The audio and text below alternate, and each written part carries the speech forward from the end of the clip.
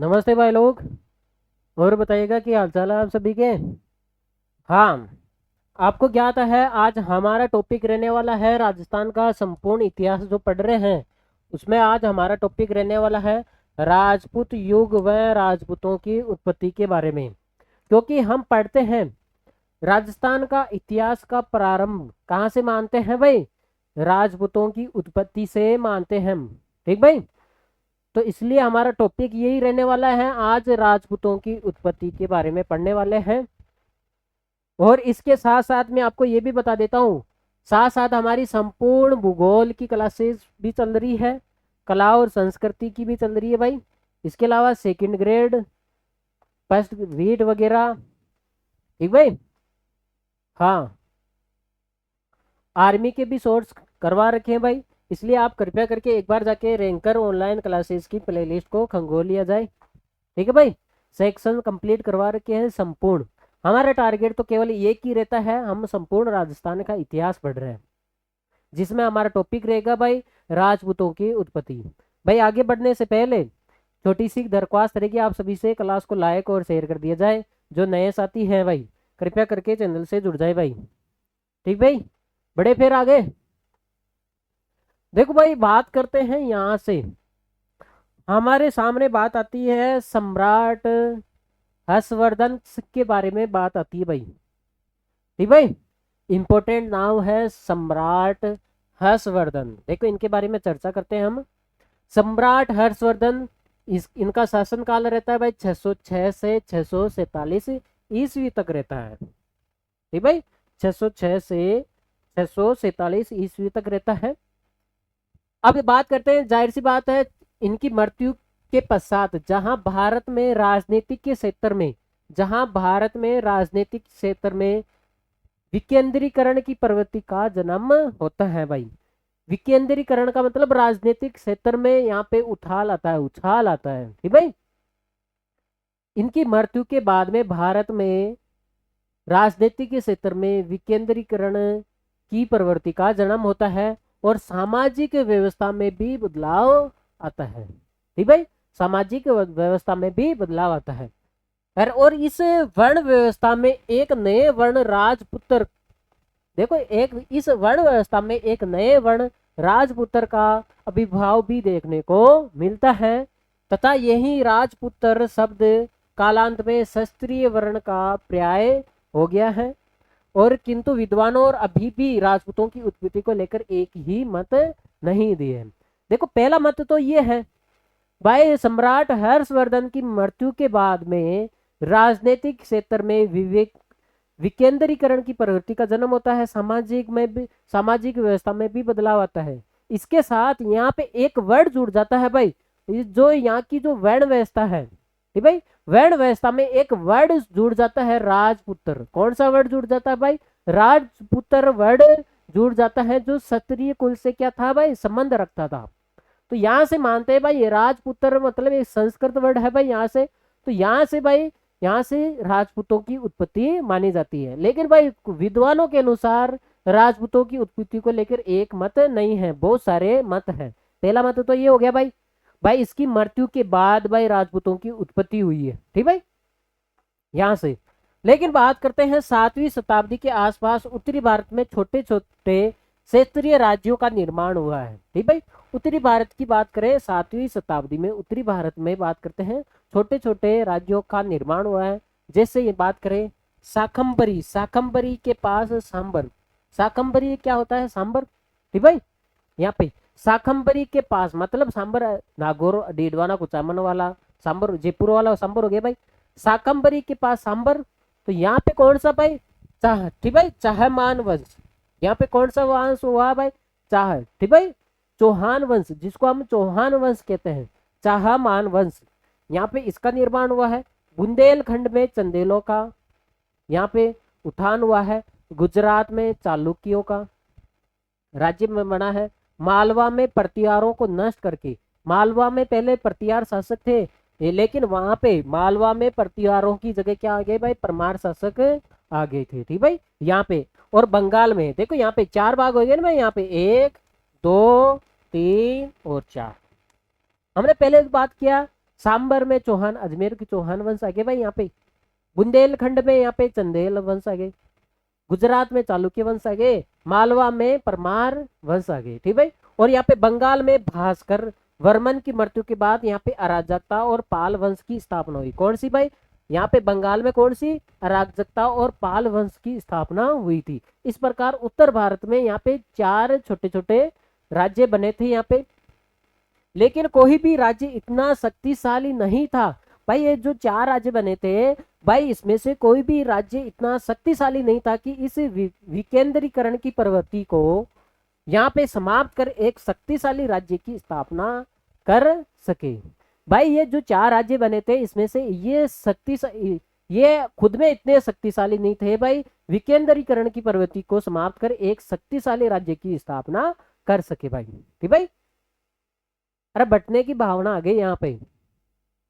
बात करते हैं उपरोक्त राजपूत वंशों का इतिहास पूर्व मध्यकालीन भारत का इतिहास कहलाता है। ये जो इतिहास कहलाएगा ये पूर्व मध्यकालीन भारत का इतिहास कहलाएगा भाई। तो हमने बात कर ली थी यहाँ से, ठीक भाई, एक तो 6वीं शताब्दी और एक 7वीं शताब्दी के बारे में। अब आगे बढ़ते हैं भाई। देखो स्मिथ के अनुसार, कुछ विद्वान हैं उनके अनुसार देख लेते भाई। हर्षवर्धन की मृत्यु के बाद तुर्कों के अधिपत्य तक, ठीक भाई। एक तो भाई यहाँ पे बात करें हर्षवर्धन की मृत्यु के बाद से लेकर तुर्कों के अधिपत्य तक राजपूत इतने प्रभावशाली हो गए कि 7वीं शताब्दी में, मतलब 647 ईस्वी से 12वीं शताब्दी, मतलब 1191 या 92 तक के काल को हम राजपूत काल कह सकते हैं भाई। राजपूत काल उसी काल को कहेंगे जो शक्तिशाली राज्य थे। आगे बात में तो हम देखो स्मिथ कहते हैं भाई हर्षवर्धन की मृत्यु के बाद में और यहाँ पे तुर्कों के आधिपत्य तक। भाई आपको पता है यहाँ पे तुर्क शासक आ जाते हैं यहाँ पे 91-92। तो यहाँ तक तुर्कों, यहाँ पे तुर्क शासन यहाँ पे अधिकार करते हैं भाई 91-92 तक। तो मतलब कहने का मतलब है हर्षवर्धन के जाने के बाद, और यहाँ पे ऐसा मान लो तुर्कों का जो शासन काल है उस काल को हम राजपूतों का काल कहेंगे, ठीक भाई। तो कहने का मतलब ये हर्षवर्धन की मृत्यु के बाद और तुर्कों के आधिपत्य तक, यहाँ पे मतलब 7वीं शताब्दी से 12वीं शताब्दी तक के काल को हम राजपूत काल कहेंगे। आगे बात में ह्वेनसांग, आपको पता है ह्वेनसांग एक यात्री था, चीनी यात्री था। ह्वेनसांग के यात्रा वृत्तांत सी यू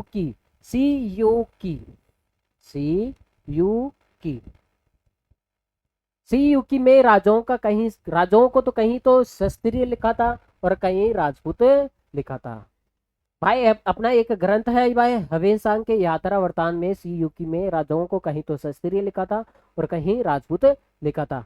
ह्वेनसांग है जो हर्षवर्धन के समय राजस्थान में आया था। आगे बस में पूछा जाता है भाई ह्वेनसांग है ये किसके समय? हर्षवर्धन के समय राजस्थान में आया था। राजपूत या फिर राजपूत शब्द संस्कृत के राजपुत्र, देखो ये संस्कृत का है, राजपुत्र शब्द का एक विस्तृत रूप है भाई। वेदों और उपनिषदों में यहाँ पे राजनीय शब्द का प्रयोग, से लेकर चंद्रबरदाई कर्त पृथ्वीराज, देखो चंद्रबरदाई की एक कर्ती है, ग्रंथ है पृथ्वीराज रासो में, यहाँ पे भाई राजपूत शब्द जाति विशेष के लिए नहीं था भाई। आप सोचते हो भाई राजपूत कोई जाति थी, लेकिन भाई चंद्रबरदाई ने बताया था पृथ्वीराज रासो इनका क्या था भाई? ग्रंथ था, इनके द्वारा रची गई एक कर्त रचनाएं थी भाई। तो चंद्रबरदाई अपनी पृथ्वीराज रासो में बताते हैं भाई जो राजपूत शब्द है ये किसी जाति से नहीं था भाई, ये किसी जाति से संबंध नहीं रखता था भाई। राजपूत उसको कहते थे जो योद्धा हुआ करता था। क्षत्रिय राजकुमारों के लिए राजपूत शब्द का प्रयोग किया जाता था। बात करते हैं श्री जगदीश गहलोत के अनुसार, ये इंपॉर्टेंट है भाई। श्री जगदीश गहलोत के अनुसार इनकी पुस्तक है राजपूतानों का इतिहास जो 1937 में प्रकाशित हुई थी। मुसलमानों के आगमन, देखो मुसलमानों के आगमन या आक्रमण तक यहाँ के शासक क्या कहलाए भाई? क्षत्रिय कहलाए। क्या कहलाए भाई? क्षत्रिय कहलाए। देखो भाई मुसलमानों के आगमन या आक्रमण तक के जो यहाँ के शासक है वो क्या कहलाए भाई? क्षत्रिय कहलाए। लेकिन आगे देखिए इसने बोला है धीरे धीरे मुसलमानों ने ही इन क्षत्रियों को हराकर सामंत बना दिया था, ठीक भाई, सामंत बनाकर, और उन्हें राजवंशी होने के कारण सत्ताहीन क्षत्रियों को राजपूत कहने लग गए थे। देखो यहाँ पे बात बताते हैं, श्री जगदीश गहलोत अपनी पुस्तक में बताते हैं, जो यहाँ पे राजपूतानों का इतिहास पुस्तक है जो 1937 में प्रकाशित हुई थी, उसके अंदर बताते हैं भाई यहाँ पे जो मुसलमान आक्रमणकारी हुए थे, इन्होंने भाई यहाँ पे क्षत्रियों पे क्या था, क्षत्रियों पे आक्रमण किया था। और जिन पे आक्रमण किया था, जिनके पास सत्ता नहीं थी, जिनके पास सत्ता नहीं बची थी, उसको उन्होंने क्या नाम दिया था भाई, राजपूत नाम दिया था। कालिदास, बाणभट्ट और चाणक्य के ग्रंथों में राजपुत्र शब्दों को ही मुसलमानों के द्वारा राजपूत शब्द में परिणित किया गया है, मतलब बदला गया है यहाँ पे।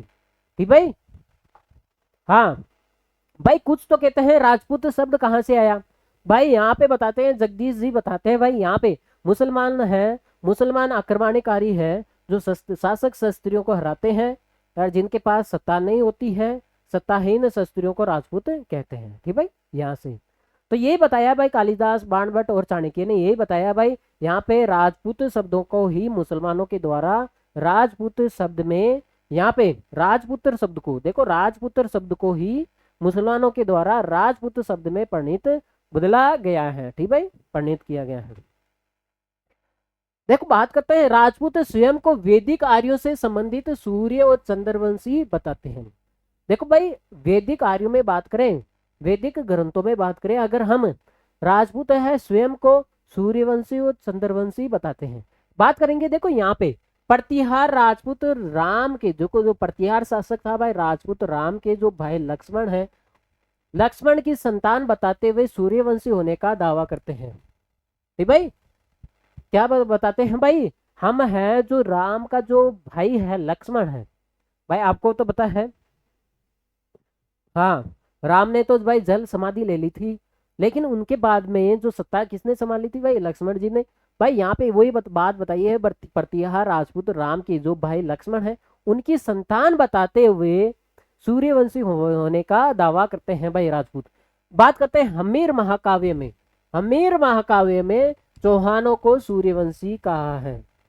ठीक भाई, आगे बस में पूछा जाता है कौन से काव्य में, एक तो लक्ष्मण की संतान को सूर्यवंशी कहा है और हमीर महाकाव्य में चौहानों को सूर्यवंशी कहा है। ठीक भाई, चंद्र बरदाई ने अपने ग्रंथ है पृथ्वीराज रासो में राजपूतों को अग्निकुंड से उत्पन्न बताया है। ये अग्निकुंड वाला बहुत इंपॉर्टेंट है भाई, यहाँ पे देखो देखिए वेरी इंपॉर्टेंट लगा लो भाई, किसने भाई राजपूतों को अग्निकुंड से उत्पन्न बताया है भाई, चंद्र बरदाई ने अपना ग्रंथ है पृथ्वीराज रासो, उसके अंदर बताया है भाई राजपूतों को अग्निकुंड से उत्पन्न बताया है। अब बात करते हैं, देखो इसी अग्निकुंड के बारे में बात करते हैं। उसके अनुसार आबू पर्वत पर, देखो कौन सा पर्वत ये भी ध्यान रखना है, आबू पर्वत पर ऋषि तप करते थे, आबू पर्वत पर ऋषि तप करते थे, किंतु कुछ राक्षस यहाँ पे यज्ञ को दूषित कर देते हैं, यज्ञ भंग कर देते हैं। लेकिन यहाँ पे तब बात करते हैं, तब यहाँ पे आबू पर्वत पर एक यज्ञ ऋषि विश्वामित्र द्वारा, ठीक भाई यज्ञ ऋषि कौन सा था भाई, विश्वामित्र के द्वारा यहाँ पे एक यज्ञ किया गया था, जिसकी अग्नि से 3 योद्धा, कौन से भाई, यहाँ पे भाई आबू पर्वत पर पहले यहाँ पे यज्ञ ऋषियों के द्वारा तब किया जाता था, लेकिन कुछ राक्षस थे वो भंग कर देते थे। लेकिन एक बार हुआ क्या, इसी आबू पर्वत पर यहाँ पे ऋषि विश्वामित्र के द्वारा यज्ञ किया गया था, उसी यज्ञ के कारण यहाँ पे अग्नि से 3 योद्धा प्राप्त हुए थे। ठीक भाई, यहाँ पे प्रतिहार शासक परमार और चालुक्य पैदा हुए थे, 3 योद्धा यहाँ से पैदा हुए थे। लेकिन बाद में उसी यज्ञ की अग्नि से एक और योद्धा हुआ था, चाहमान या चौहान पैदा हुआ था। ठीक भाई, इसका मतलब कुल मिला के यहाँ पे देखो, यहाँ पे प्रतिहार, परमार, चालुक्य, चालुक्य गुजरात वाला हो गया, ये शाकंभरी सांबर वाला हो गया, और परमार हो गया। ठीक भाई यहाँ पे, और यह हो गया ठीक भाई प्रतिहार और परमार। देखो बात करते हैं, हमने पढ़ा था भाई ये 4 ही तो थे भाई, शाकंभरी से चौहान वंश हो गया भाई, बुंदेलखंड से चंदेल हो गया, गुजरात में चालुक्य, प्रतिहार, ये परमार शासक यहाँ से हो गया। ठीक भाई, ये तो भाई ये जो 4 यहाँ पे 4 योद्धाएं यहाँ पे पैदा हुए थे भाई, यहाँ पे पहले तो 3 हुए थे, प्रतिहार, परमार, चालुक्य वंश के यहाँ पे पैदा हुए थे। इसके बाद में कौन से हुए भाई, चौहान वंश पैदा हुआ था भाई यहाँ से। चंद्र बरदाई ने आर्यवर्त के 36 महान क्षत्रिय वंशों की वंशावली बनाई है। देखो यहाँ पे चंद्रबरदाई ने यहाँ पे 36 आर्यवर्त के 36 महान शास्त्रीय वंशों की वंशावली बनाई थी, जिसमें 10 तो सूर्यवंशी थे। याद ये ध्यान देना है भाई, यहाँ पे भाई चंद्रबरदाई ने आर्यवर्त की कितने भाई 36 महान शास्त्रियों की वंशों की वंशावली बनाई थी। ठीक भाई, 36 वंशों की वंशावली बनाई थी, जिसमें से 36 में से 10 तो सूर्यवंशी हो गए, 10 चंद्रवंशी हो गए और 4 अग्निवंशी। 4 अग्निवंशी से देखो ये 4 अग्निवंशी हो गए यहाँ पे, और 12 ऋषिवंशी नागवंशी कहलाए। आगे बस में इसने भाई यहाँ पे 36 वंशों की वंशावली बनाई थी, जिसमें से इसने बताया था यहाँ पे भाई शास्त्रीय वंशों की वंशावली बनाई थी। 36 महान शास्त्रीय वंशों की वंशावली बनाई थी, जिसमें तो 10 तो सूर्यवंशी निकले भाई, यहाँ पे 10 चंद्रवंशी, 4 अग्निवंशी और 12 ऋषिवंशी और नागवंशी। ठीक भाई, अग्निकुंड से जन्म होने के कारण ये राजवंशी अग्निवंशी भी कहलाए। ठीक भाई, 18वीं शताब्दी में सूर्यमल मिश्रण ने, अब आपको पता है हमारा राज्य कवि है, राजस्थान का राज्य कवि है सूर्यमल मिश्रण ने, अपना ग्रंथ है वंश भास्कर में यहाँ पे अग्निकुंड सिद्धांत का समर्थन किया है।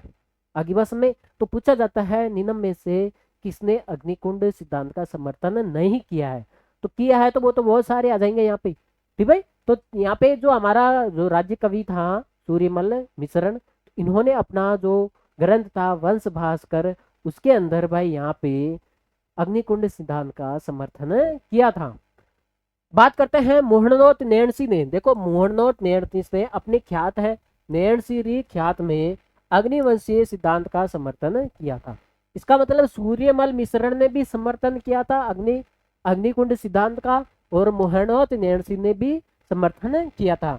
विलियन कुक और कर्नल टोड ने अप्रत्यक्ष रूप से, प्रत्येक रूप से तो नहीं किया, लेकिन अप्रत्यक्ष रूप से इसका समर्थन करने वाले राजपूतों को विदेशी बताया है। लेकिन भाई इन्होंने समर्थन तो किया भाई, लेकिन इसने राजपूतों को क्या बता दिया भाई, विदेशी बता दिया। ये भी ध्यान रखना है भाई। देखो समर्थन करने वाले कौन है, सूर्यमल मिश्रण, मोहनोत नैणसी, लेकिन अप्रत्यक्ष रूप से समर्थन करने वाले कौन है भाई, विलियम कुक और कर्नल टोड है। ये अप्रत्यक्ष रूप से समर्थन तो करते हैं, लेकिन भाई यहाँ पे राजपूतों को विदेशी बता देते। अब हम ये भी पढ़ेंगे भाई राजपूतों को विदेशी बताने वाले कौन कौन थे भाई। बात करते हैं कर्नल जेम्स टोड ने अग्निकुंड से मत को समर्थन देते हुए कहा कि विदेशी जातियां, देखो समर्थन तो दिया था अग्निकुंड को, अप्रत्यक्ष रूप से दिया, मतलब दिया तो था, लेकिन इन्होंने बताया, जो कर्नल जेम्स टोड बात करते हैं, इन्होंने बताया जो विदेशी जातियां हैं शक कुषाण यूनानी सीतियन और हुण। बात करते हैं शक कुषाण यूनानी सीतियन और हुण आदि को अग्नि संस्कार द्वारा शुद्ध करके उन्हें भारतीय समाज में शामिल कर लिया है, वही लोग क्या कहलाए भाई, राजपूत कहलाए। ये बताते हैं भाई कर्नल जेम्स टोड, ये विदेशी शासक है शक कुषाण यूनानी सीतियन और हुण, ये आते हैं भाई यहाँ पे, इनको शुद्ध कर दिया जाता है और इनको राजपूत बना लिया जाता है। ठीक भाई, बात करते हैं अग्निकुंड सिद्धांत का। ओझा जी ने भी क्या अग्नि पुराण ग्रंथ के अनुसार खंडन किए हैं। देखो खंडन करने वाला कौन है, इसको ओझा जी है, जो इस अग्नि पुराण ग्रंथ का क्या करते हैं भाई, अग्निकुंड सिद्धांत का क्या करते हैं भाई, खंडन करते हैं। और बात करते हैं दशरथ शर्मा ने अग्निकुंड सिद्धांत का यहाँ पे राजपूत चारण भाटों की मानसिकता क्या कल्पना थी भाई, कल्पना बताया है। इसने बताया भाई, दशरथ शर्मा ने बताया जो अग्निकुंड जो सिद्धांत है, इन्होंने बताया राजपूत चारण और भाटों की मानसिक कल्पना है ये तो। ठीक भाई, हाँ बात करते हैं डॉक्टर गोपीनाथ शर्मा ने इस मत का विरोध किया है और चंद्रबरदाई की बात को काल्पनिक माना है। इसने भी इसका समर्थन नहीं किया है।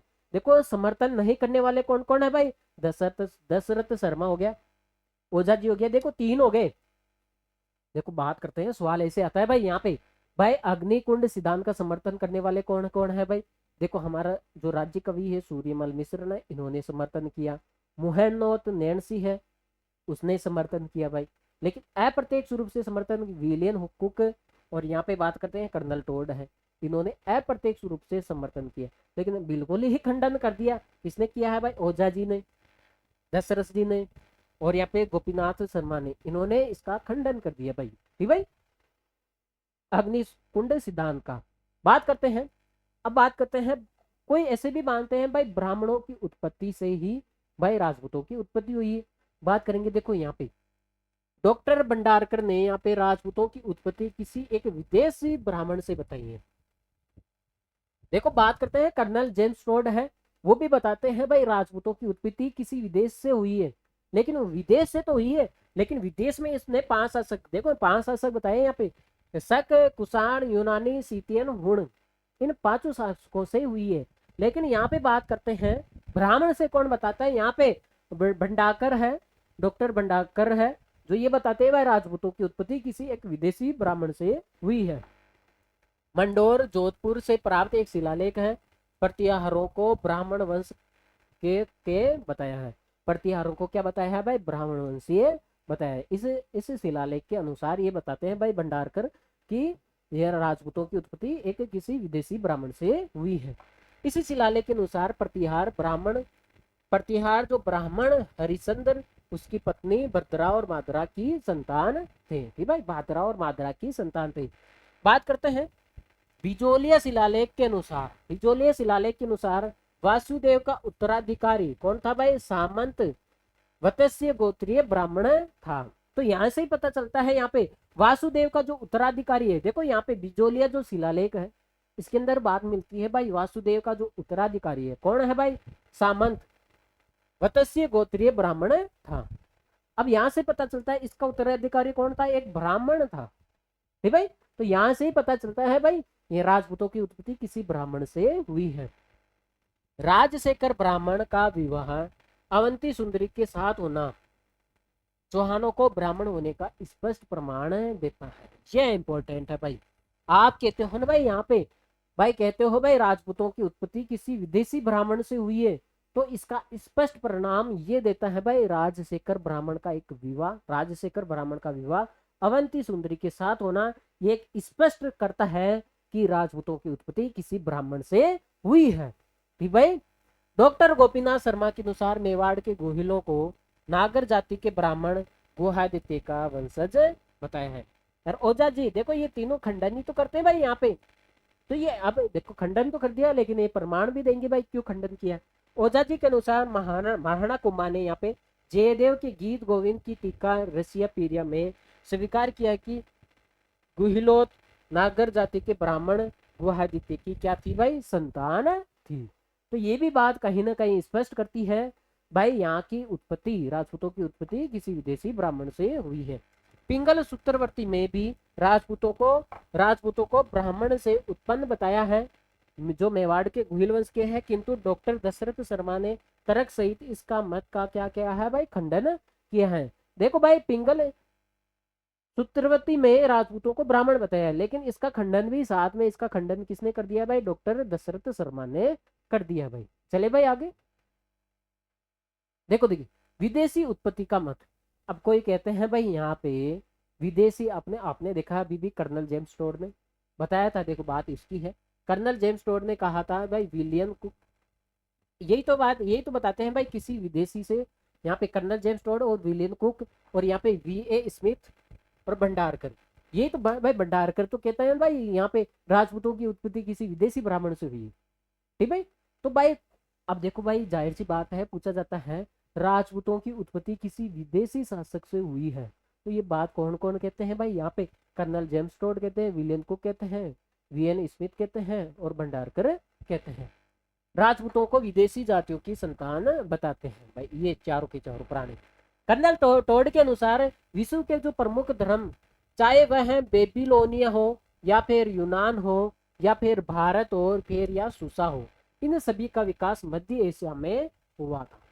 ये सारे जो ग्रंथ है उनका विकास बेबीलोनिया हो, चाहे यूनान हो, चाहे भारत हो या फिर सुसा में हुआ था।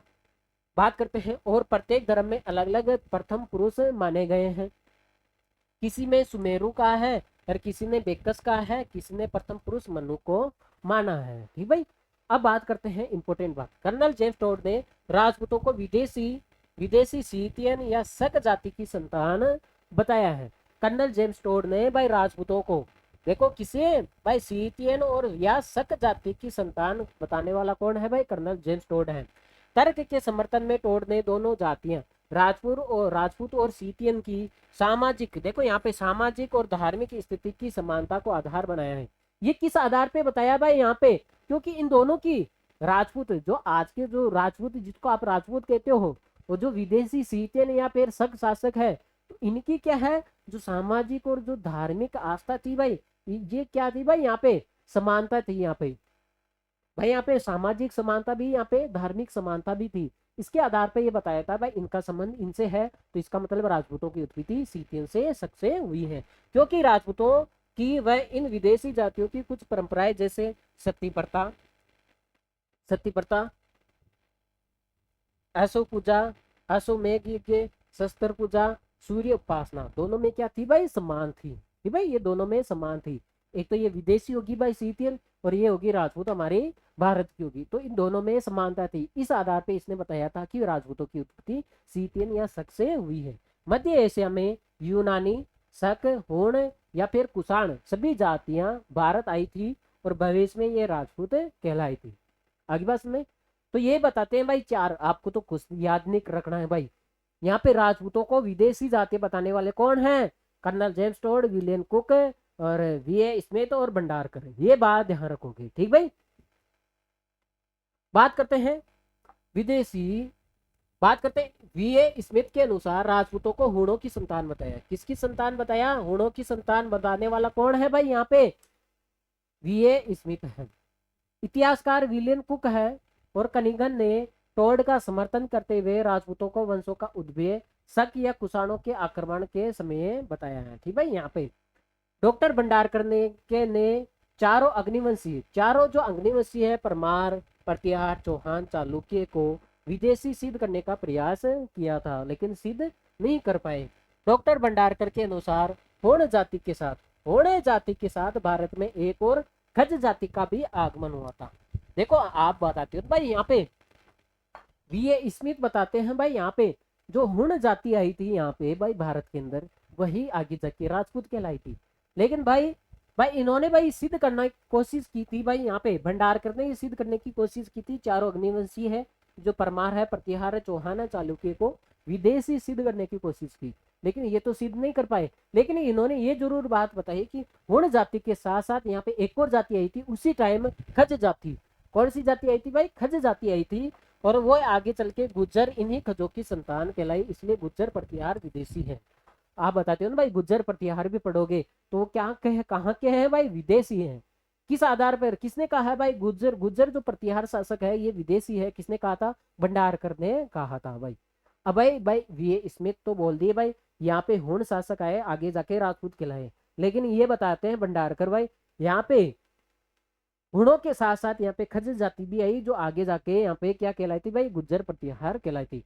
कन्नौज के प्रतिहारों को राष्ट्रकूटों ने अपने अभिलेखों में या फिर अरबों में अपनी यात्रा विवरण को गुज्जर बताया है। यहाँ पे राजौर देखो ये राजौर अभिलेख में प्रतिहारों की एक शाखा को गुज्जर शाखा कहा है, अतः गुज्जर 5वीं शताब्दी में, देखो ये ध्यान रखना है, गुज्जर 5वीं शताब्दी में हुणों के साथ भारत में प्रविष्ट हुए थे। कनिंगन ने ब्रोच गुज्जर, देखो कनिंगन ने ब्रोच गुज्जर नामक ताम्रपत्र के आधार पर राजपूतों को यूची जाति का वंशज मानते हुए इसका संबंध कुषाण जाति से बताया है। तो आपको ये ध्यान रखना है, देखो भाई विदेशी जाति से बताने वाले, देखो विदेशी जाति कौन सी, एक तो ब्राह्मण होगी, एक हुण होगी, एक कुषाण होगी, एक यूनानी होगी, एक होगी शक होगी, ठीक भाई। आगे बात में हाँ, तो भाई यहाँ पे बात करते हैं, भंडारकर तो ब्राह्मण बताते हैं भाई, राजपूतों की उत्पत्ति किससे होती है भाई, ब्राह्मण से होती है। किससे होती है भाई, ब्राह्मण से होती है। वीए स्मिथ बताते हैं यहाँ पे हुणों से, बात करते हैं वीए स्मिथ बताते हैं हुणों से इसकी क्या होती है, उत्पत्ति होती है। वीए स्मिथ बताते हैं हुणों से राजपूतों की उत्पत्ति होती है। विलियम कुक के बारे में बात करें तो भाई इन्होंने बताया था, देखो बात करते हैं, हाँ बात करें विलियम कुक और कनिंगन, ये बताते हैं राजपूतों की उत्पत्ति शक या कुषाणों से हुई है, ठीक भाई। और बात करते हैं यहाँ पे जेम्स टोड बताते हैं भाई इनकी उत्पत्ति कहाँ से हुई है भाई, सीतियन या शक जाति से हुई है, आगे बात में। लेकिन कनिंगन बताते हैं भाई राजपूतों की उत्पत्ति कुषाण जाति से हुई है, ठीक भाई, ये अलग से भी बताते हैं। चले आगे, हाँ भाई प्राचीन क्षत्रियों की संतान के बारे में बात करें, डॉक्टर, देखो वो तो थी विदेशी, विदेशी जातीय बताने वाले तो वो तो चले गए। अब बात करते हैं डॉक्टर गौरीशंकर हीराचंद ओझा। ठीक भाई, इनकी पुस्तक है राजपूतानों का प्राचीन इतिहास, जो 1925 में प्रकाशित हुई थी। इनके अनुसार राजपूत प्राचीन वेदीय क्षत्रियों की संतान थी। क्या थी भाई? राजपूत कौन से भाई? प्राचीन वैदिक क्षत्रियों की संतान थी। कौन बताते हैं भाई यहाँ पे? डॉक्टर गौरीशंकर हीराचंद ओझा। बात करते हैं सीएम वेद्य ने अपनी ओझा का समर्थन, देखो यहाँ पे ओझा का समर्थन करते हुए राजपूतों को वेदीय क्षत्रियों की संतान कहा है। देखो भाई ये तो भाई बता रहे हैं भाई जो राजपूत है प्राचीन वेदीय क्षत्रियों की संतान। भाई इसने भी बताया, गौरीशंकर ने, यहाँ पे सीएम वेद्य ने भी बताया था कि ये वेदीय क्षत्रियों की संतान बताया है। बात करते हैं नदहरण से प्राप्त एक शिलालेख के अनुसार महाकाव्य काल के जो राम और कृष्ण हैं जो क्षत्रिय वंश के थे, अतः राजपूत भी वेदीय आर्यों की संतान है। तो भाई इन्होंने बताया था यहाँ पे राजपूतों को वेदीय आर्यों की संतान बताने वाले कौन है? डॉक्टर गौरीशंकर हीराचंद ओझा भी है, यहाँ पे सीएम वेद्य भी है, ओझा, ठीक है, यहाँ पे सीएम वेद्य भी है। यहाँ पे कौन सा है शिलालेख? नदहरण। ठीक भाई, 3 नाम याद रखना है आपको, डॉक्टर गौरीशंकर हीराचंद ओझा, सीएम वेद्य, और बात करते हैं नदहरण। ठीक भाई, ये शिलालेख हो गया और ये 2 विद्वान हो गए जो बताते हैं भी राजपूतों की उत्पत्ति वैदिक आर्यों की संतान से होती है। ठीक भाई, यहाँ पे जो राजपूत है आर्यों की संतान है। मनुस्मृति में राजपूतों को ब्राह्मण की संतान कहा है, ब्रह्मा की संतान, सॉरी ब्राह्मण हो गया, ब्रह्मा की संतान का है। राजपूत किनकी संतान में भाई? ब्रह्मा की संतान है मनुस्मृति में। ऋग्वेद के 10वें खंड में, ये भी ध्यान रखना है, ऋग्वेद के 10वें खंड में पुरुष सुकत में राजपूतों को ब्रह्मा की भुजाओं से उत्पन्न बताया है। तो पूछा जाता है भाई यहाँ पे राजपूतों को ब्रह्मा की संतान किसमें बताया है भाई? मनुस्मृति में। लेकिन यहाँ पे ब्रह्मा की भुजाओं से उत्पन्न संतान किसे बताया है भाई? ऋग्वेद के 10वें यहाँ पे मंडल में। ठीक भाई, बात करते हैं आगे, बात करते हैं भाई, ये तो भाई राजपूतों की उत्पत्ति के मत है। और हम पढ़ते हैं भाई राजस्थान का इतिहास का प्रारंभ कहाँ से होता है? राजपूतों की उत्पत्ति से होता है। लेकिन राजपूतों की उत्पत्ति के अनेक मत हैं, अनेक विद्वानों के अनुसार अनेक मत है। ठीक भाई, वही पढ़ रहे हैं हम। हाँ, सूर्यवंशी और चंद्रवंशी, आपको पता है राजपूत स्वयं को सूर्यवंशी और चंद्रवंशी बताते हैं। सूर्यवंशी जो राम लक्ष्मण के जो भाई है, श्री जगदीश सिंह गहलोत के अनुसार राजपूतों के राजवंश वैदिक और पौराणिक काल में राजनीय और शस्त्रीय आदि नामों से प्रसिद्ध सूर्यवंशी चंद्रवंशी क्षत्रियों की संतान थे, और न तो विदेशी थे और न ही अनार्यों के वंशज थे। देखो बात करते हैं भाई यहाँ पे जगदीश जी बताते हैं, श्री जगदीश सिंह गहलोत ये बताते हैं भाई राजपूत थे, न तो ये कोई विदेशी थे, न किसी आर्यों की संतान थी भाई। ठीक भाई, हाँ, बात करते हैं अब, ये बात करते हैं डॉक्टर दशरथ शर्मा ने अपनी पुस्तक है राजस्थान यू द एजेज, या ये ध्यान रखना यू, ठीक भाई, राजस्थान थ्रू द एजेज, ठीक भाई, राजस्थान थ्रू द एजेज, जिसको हम राजपूतों को सूर्यवंशी और चंद्रवंशी बताया है। देखो बात करते हैं डॉक्टर दशरथ शर्मा है, इनकी पुस्तक है राजपूत थ्रू द एजेज, इसमें राजपूतों को सूर्यवंशी और चंद्रवंशी बताया है। डॉक्टर दशरथ शर्मा ने बीकानेर में शार्दुल राजस्थान रिसर्च इंस्टीट्यूट की स्थापना भी की थी भाई, बीकानेर में। अग्नि पुराण के अनुसार, देखो बात करते हैं अग्नि पुराण के अनुसार, ये भी ध्यान रखना है, चंद्रवंशी, देखो सूर्यवंशी तो आपको पता है राम और लक्ष्मण की जो संतान है, लक्ष्मण की जो संतान है, यहाँ पे जो लक्ष्मण का जो वंशज है उसको हम सूर्यवंशी कहते हैं। चंद्रवंशी जो कृष्ण अर्जुन, सूर्यवंशी राम, ठीक भाई, ये चंद्रवंशी कौन है भाई? चंद्रवंशी कौन है भाई? कृष्ण और अर्जुन वाली जो फैमिली है वो चंद्रवंशी कहलाएगी। सूर्यवंशी कौन कहलाएंगे भाई? जो राम और लव कुश के जो वंशज है आदिवास में, सूर्यवंशी कहलाएंगे, राजपूत थे। देखो हर्षनाथ अभिलेख जो सिक्कर में था मिला था, चौहानों को सूर्यवंशी कहा था, हमने पहले ही पढ़ लिया था। हर्षनाथ अभिलेख के अनुसार चौहानों को हम सूर्यवंशी कहते हैं। वंशावलियों में राठौड़ों को सूर्यवंशी, में बात करें राठौड़ों को सूर्यवंशी, और यादवों और भाटों, ठीक भाई, यादवों और भाटियों को चंद्रवंशी बताया है। भाई यहाँ पे बात करते हैं, राठौड़ों को तो सूर्यवंशी बताया है और चंद्रवंशी किसे, यादवों और भाटियों को चंद्रवंशी बताया है। भाई मिश्रित उत्पत्ति का सिद्धांत, देखो ये मिश्रित उत्पत्ति का सिद्धांत डॉक्टर डीपी चट्टोपाध्याय के अनुसार राजपूत मिश्रित जातियों की संतान है। अब इसने तो देखो सारा खेल ही खत्म कर दिया भाई। भाई डॉक्टर डीपी चट्टोपाध्याय ने बताते हैं भाई राजपूत है जो सारी जातियों की, मिश्रित जातियों की क्या है भाई, संतान है। ये हूणों की भी संतान है, ये ब्राह्मणों की संतान है, सभी बात मान ली भाई। ठीक भाई, हाँ तो ये ध्यान रखना है भाई, डॉक्टर डीपी चट्टोपाध्याय के अनुसार भाई राजपूत है जो मिश्रित जातियों की संतान है, किसी एक जाति की ये संतान नहीं है। ठीक भाई, एक बार नोट कर लिया जाए। जो भाई हमारा जो प्यारा सी टॉपिक था, जो राजपूतों की उत्पत्ति को लेकर जो मत थे प्रमुख विद्वानों के अनुसार, तो वो हमने डिटेल में पढ़ लिए हैं और आपका ये टॉपिक प्यारा सी टॉपिक था। ठीक भाई, ये कंप्लीट हो चुका है भाई और सभी से दरख्वास्त रहेगी भाई, ठीक भाई क्लास को आप लाइक करना है, 10 लोगों के पास शेयर करना है। जो नए साथी है वो कृपया करके भाई चैनल से जुड़ जाते हैं। ठीक भाई, और नेक्स्ट क्लास में ये मिलेंगे भाई, यूं ही आपका प्यार बना रहे। ठीक भाई, जरूर पधारोगे आप नेक्स्ट क्लास में, उम्मीद है। Okay, take care, see you, bye, thanks for watching this class. Okay भाई, राम राम।